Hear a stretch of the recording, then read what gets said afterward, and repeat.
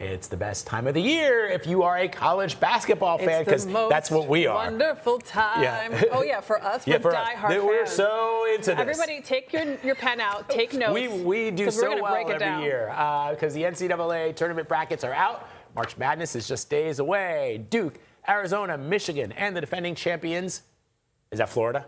Florida Gators are the top seeds on the men's side. And on the women's side, of course, UConn, I know that, UCLA, South Carolina, and Texas. Let's bring in Justin Williams. He is a senior writer for The Athletic. And Thank God for him. Thank God for you, Justin. Thank you, Justin. Talk to us about the top 4 seeds. Who can go all the way? Yeah, you nailed it. You had the Gators. The Duke is the #1 overall seed this season. Had a really strong year. Cam Boozer, Player of the Year potential.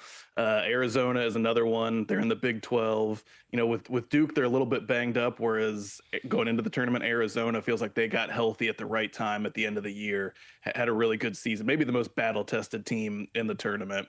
And then you mentioned the Gators, that they're trying to go back-to-back. They actually went back-to-back in 2006, 2007, so maybe hoping a little bit of history repeats itself after they won last season.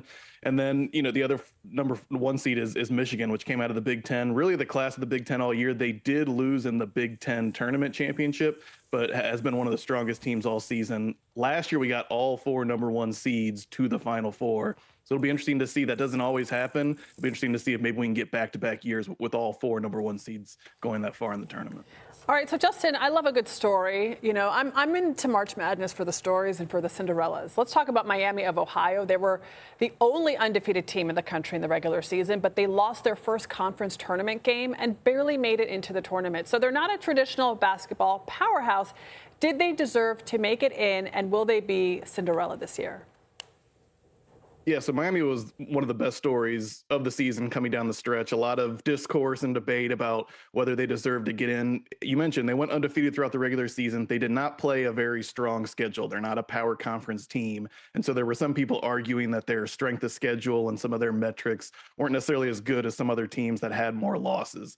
Personally, I think if you go 31-0 in the regular season, you deserve to get into the NCAA tournament. They did lose in the quarterfinals of their conference tournament, and so that's what kind of put them on thin ice in terms of whether they would get that bid. And they did. They're one of the last 4 teams into the tournament, and so because of that, they actually play the play-in game in Dayton, which for those out there who don't know, Miami, Ohio is in Oxford, Ohio. It's about an hour away from Dayton. I think they're going to have a home court advantage there and have a lot of people out there supporting them. But definitely, you know, the biggest story of the season. And so for someone like me, I'm excited they got in. There's still some people out there that, especially if you root for Auburn or Oklahoma, a team that was on the bubble, maybe you're going to argue that they didn't have the metrics that deserve to get in.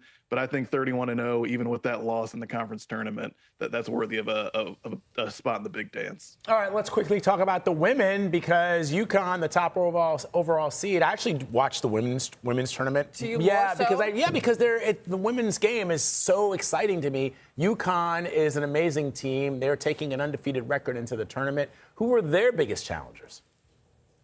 Probably UCLA. UCLA, there was some debate, even though, again, we're talking about undefeated Miami. UConn is undefeated. You know, that they won their conference tournament, and they are a power conference team. So this is a powerhouse in women's college basketball, has been for a long time under Gina Auriemma. They have a chance to go perfect, completely undefeated if they can run the table and win the tournament.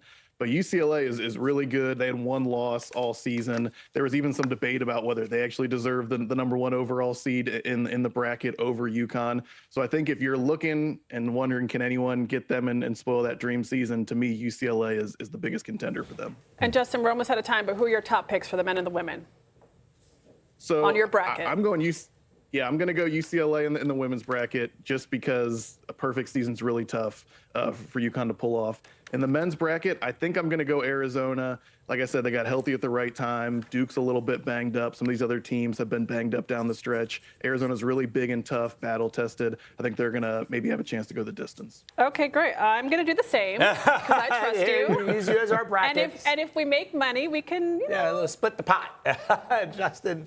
Remember where you heard it from. Yeah, that's exactly. Right. I'll give you 5%. Thank you, brother. Appreciate you. Appreciate you guys.